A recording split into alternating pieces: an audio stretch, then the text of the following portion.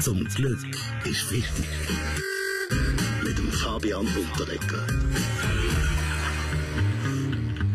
Ja, aber heute, ihr habt es gehört, die Schweiz, Davis Cup gegen Holland, und man munkelt ja, dass es der letzte gemeinsame Auftritt könnte sein von unserem Power-Duo Stan Wawrinka und Roger Federer. Roger Federer, wirklich? Ja gut, ist sowieso das Letzte, oder? Mit dem Stan eine halbe Woche, 24 Stunden zusammen zu sein, oder? Kannst nicht schlafen im Zimmer, weil er die ganze Nacht Warcraft auf seinem Billig-Tablet spielt und nebenbei immer noch das iPhone mit Tinder-Dates beibst, oder? Aber in der Schweiz sehen sie ja dafür ihre Familien und Kinder. Wir spielen sicher nicht, oder? Die haben gar nicht gesagt, dass ich noch da bin. Bin ja nicht blöd, oder? Am Tag geht's und am Abend der Stan. Schlimmer ist nur noch, dass ein Nachtessen mit dem sogenannten Experten Heinz Günthardt, oder? Heinz Günthardt kennen Sie so leider auch.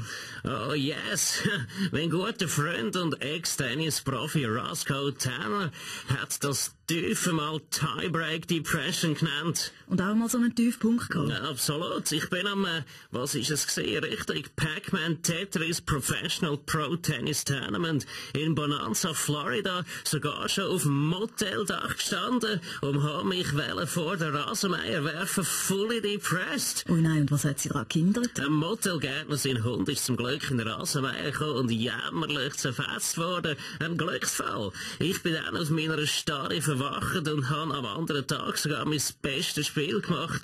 Gewonnen 6-1, 6-2, 13-15, 45-47 und 167, 165 im Tiebreak. Der Lagerkoller im Sport, Nazi-Trainer Wladimir Petkovic. Was machen Sie, dass Ihren Nazi-Spieler da nicht passiert? Na, bei uns, wir haben ein Verbot Handy bei Essenabend. Wir alle sitzen zusammen, machen Spiele, vor allem viel Lachen. Spiele? Also was für Spiele?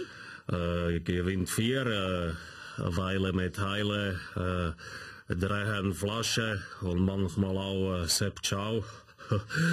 Sie verstehen, Sepp Ciao wie bleibt satter.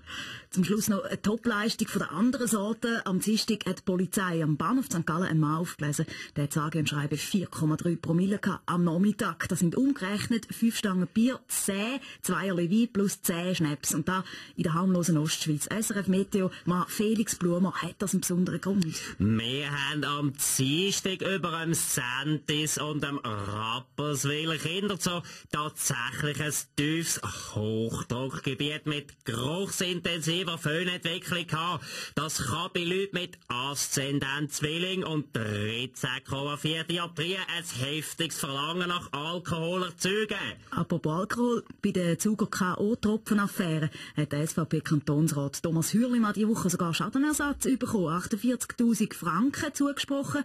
Weltwochenchef von der SVP-Nationalratskandidat Roger Köppel ist da gerechtfertigt. Auf jeden Fall, das zeigt doch, dass es sich manchmal doch lohnt, mit der Linken eine Koalition zu machen. Und wenn es nur für ein Partei-Parlamentarier zur Nacht ist. Sagen nur einen Guten. Ist Freitag. Mit dem Fabian Unterrecker. Der Fabian Unterrecker und seine ganze Freitagsbande stellen sie für euch online zum Nachschauen und Nachhören. srf3.ch, sobald wir bereit sind.